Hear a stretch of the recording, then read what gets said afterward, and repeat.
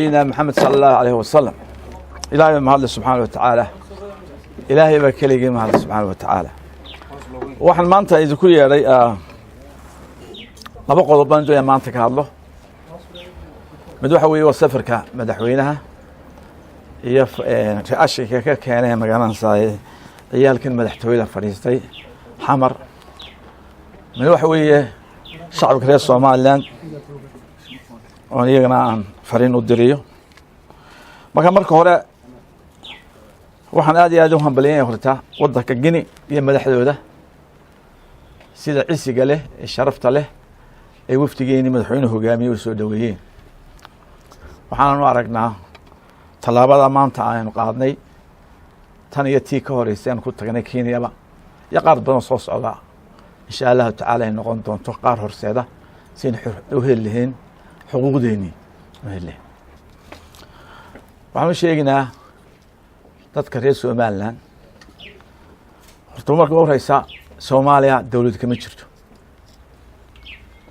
qalad weyn bay ahayd inaynu nidaaha Soomaaliya la hadlinaa dawlad aan jirin in la hadlo maaha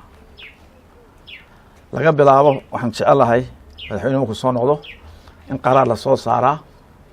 dawlad soo saartaa la yiraahdo wax wada hadala Soomaaliya la yeelana maadaama aanay jirin dawlad Soomaaliyeed oo dadka ka wakiila oo nala siman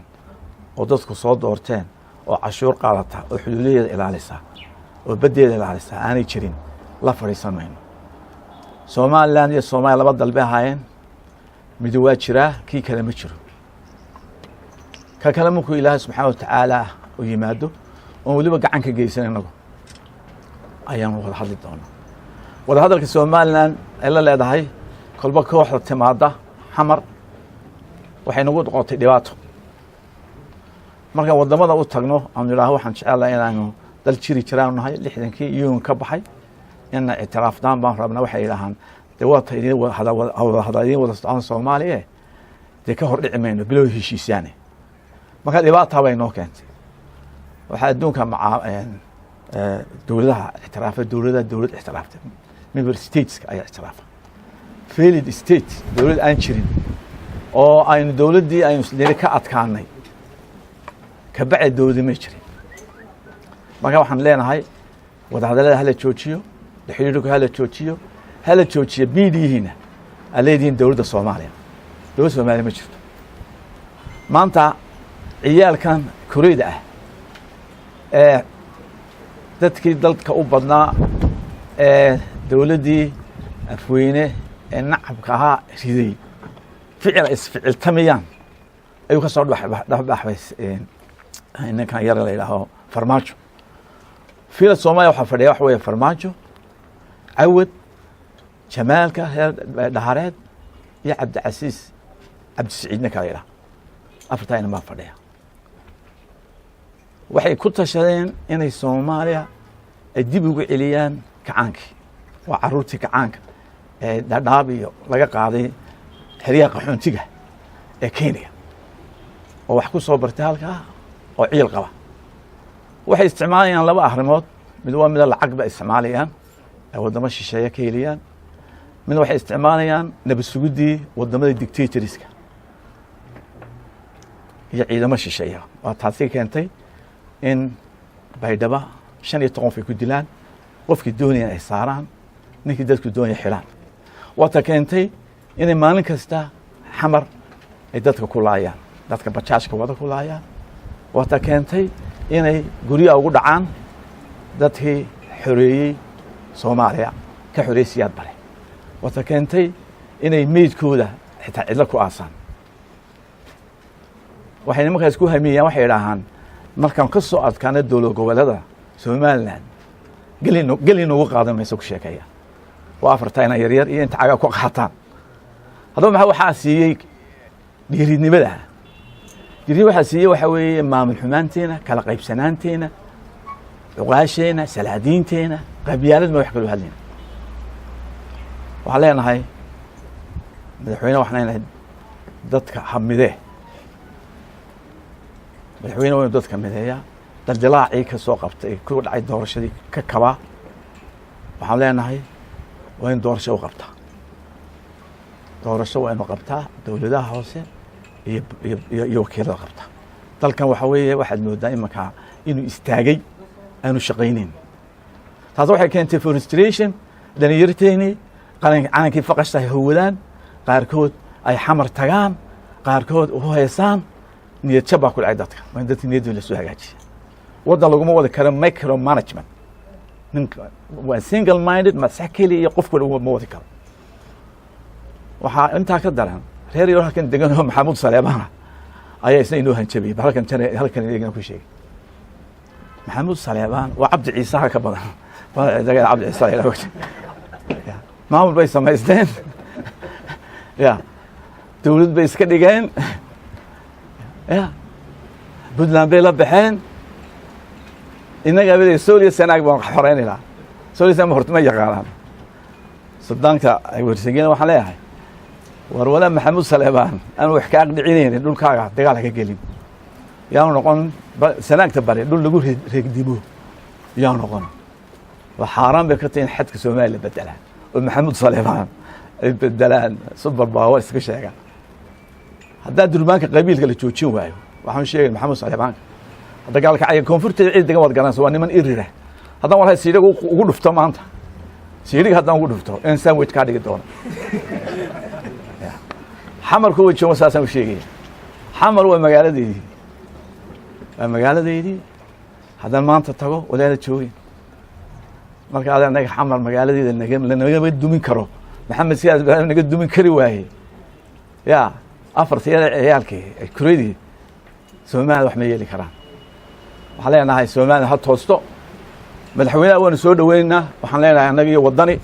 aan soo dhaweyno aan tusno inaanu anagu qaranka soomaaliya ka soo horjeedno macaaradaanu nahaye maamul xumada ka soo horjeedno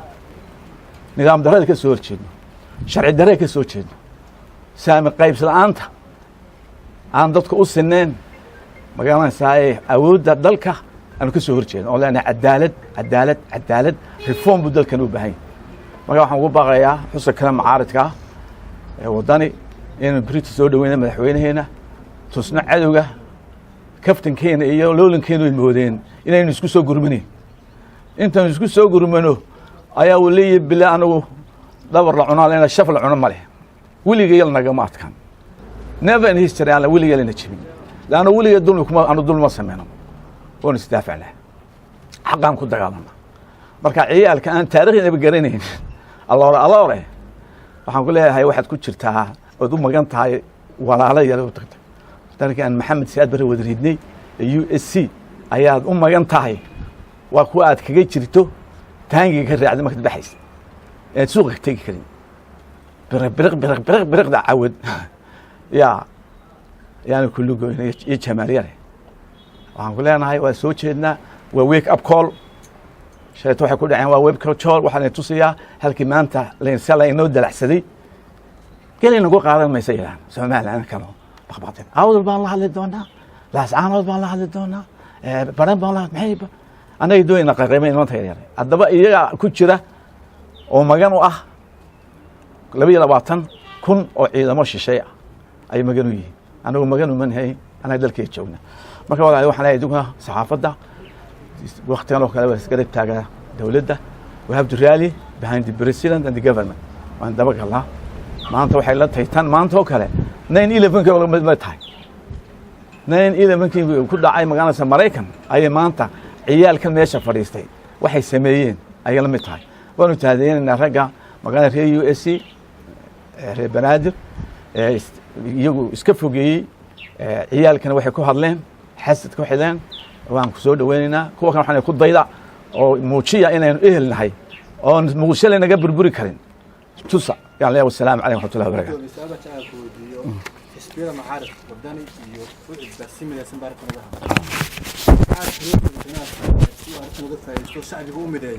هذا وانا وش شيء هذا وانا وش شيء دورة شاقبته دولة شقي ساقبته وطيلة حقبته دولة هي الدولة دي سي الشعب وكلجوين ما أنت واحد إنه أركوا حويه دولة عن شقينين واستجنت madaxweyne keliya ma shaqayn karo waxaan leenahay doorashada la qabto riishabaha sameeyo dawlad tayo leh oo maanta waxaan haysanaa opportunity fiican baynu haysanaa intaasoo waddamoon la xidhiidhno diyaar inoo ah hadda insha allahu tacala laakiin haddaan gudaheenu hagaagsaneen dee waxba iskama celin karno siyaasadda dibadda waa reflection wata gudaha dadka niyaddooda hala soo celiyo garbaan isqabsano doorasho inoo dhacdo dad tayo leh ilaahay subxaana wa tacaala nebi yuusuf markii loo dhiibiyey xilka wuxuu yidhi waxaan ahay xaafid amiin baan ahay buu yidhi dad xaafid amiin aan samayno oo karti leh oo ammaanada ilaalinaya jibjiriintan meesha fadhida sida cabdiraxmaan dheer oo kale doonaya fadhiya 15 sano waa inaan ka tuurnaa dusha dad tayo la keena oo ammaanada ilaalinaya dawladda hoose maanta dawladda hoose ma haysana bilaa sharci weeye magaalada waa gudaafad kaliya ku xanuunaya baabuurta iska dayna isbeer baardo inaga isbeer baar u baahanna god miiran bay noqdeen saasi lacag soo cunaya si deertay kuwaas waan ka tuurnaa insha Allah taala marka la eriyana wala la geliyaa audit inta dhul ay qaateen waxay marayaan marka xaqan salaxlay toon bay u dhow yihiin si dhulka u iibsanayeen way habta ka jira